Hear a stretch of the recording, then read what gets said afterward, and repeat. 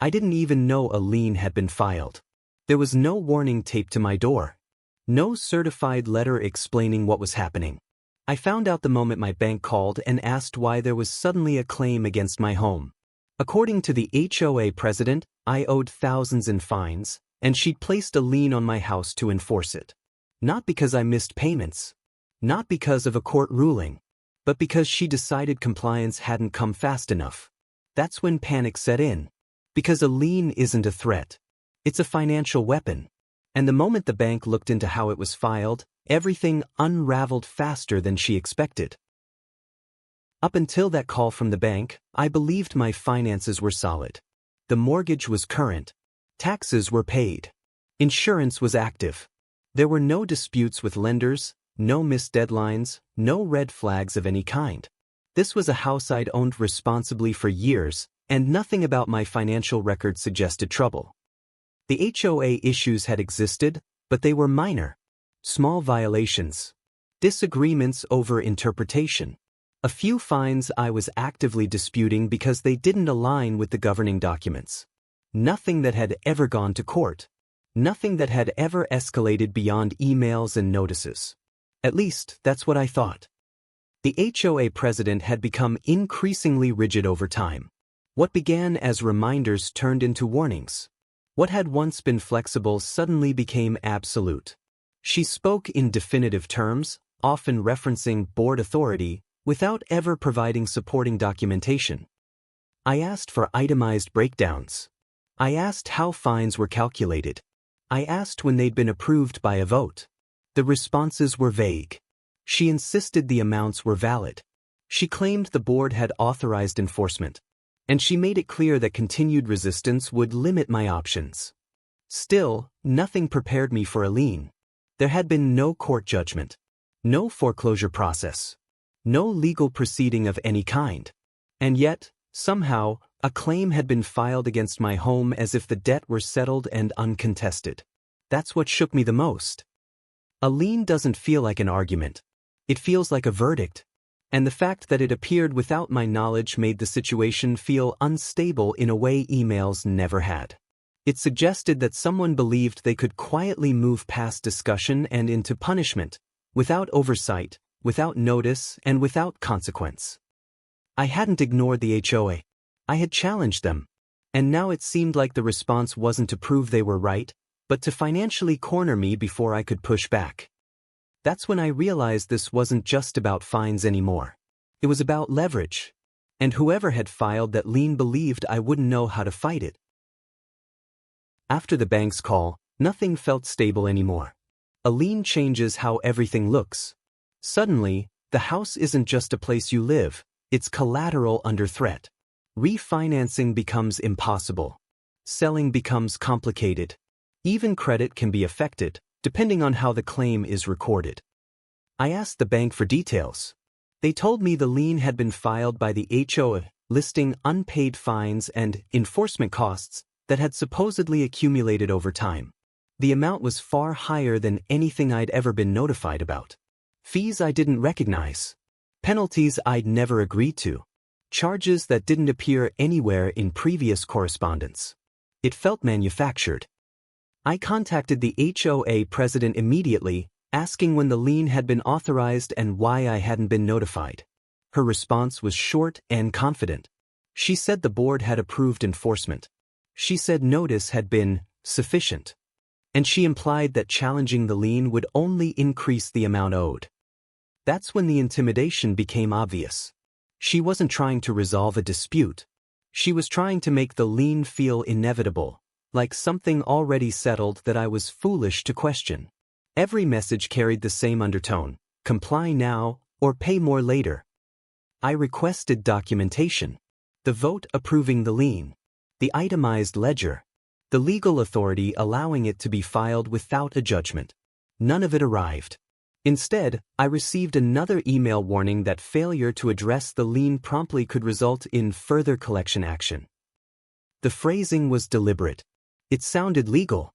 It sounded final. But it didn't actually say anything concrete.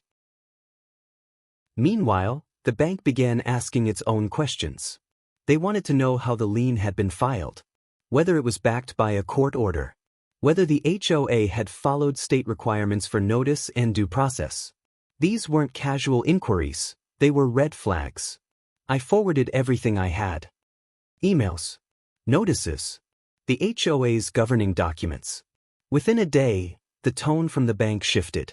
What had started as a routine inquiry became concern, then skepticism, then something closer to disbelief. They explained that while HOAs can place liens under certain conditions, the process is tightly regulated. Notice requirements, waiting periods, clear documentation. In some cases, judicial approval. Skipping steps doesn't make a lien stronger, it makes it invalid. And if a lien is invalid, it isn't just a mistake. It's a serious problem. The bank advised me not to pay anything, not to acknowledge the debt, and not to communicate further without clarity.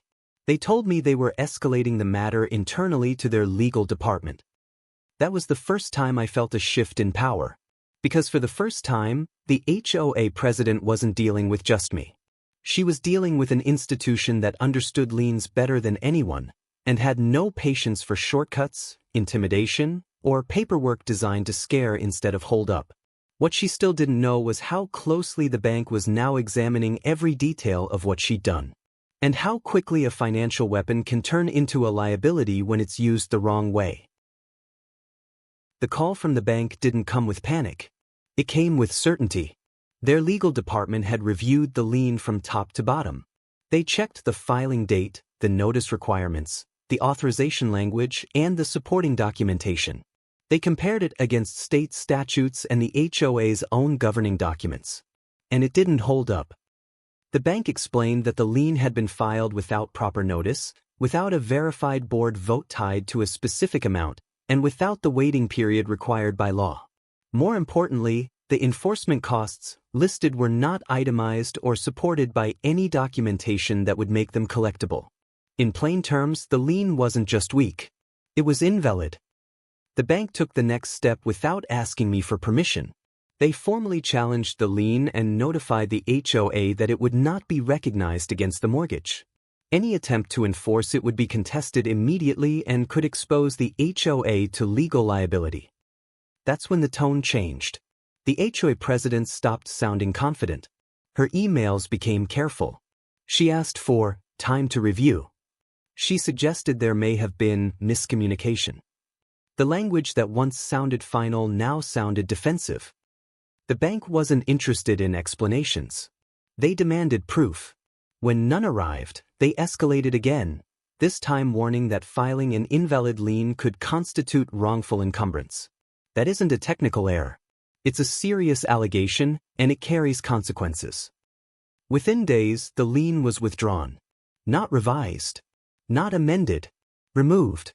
The HOA sent a notice stating that the filing had been premature and that no debt was being enforced at that time.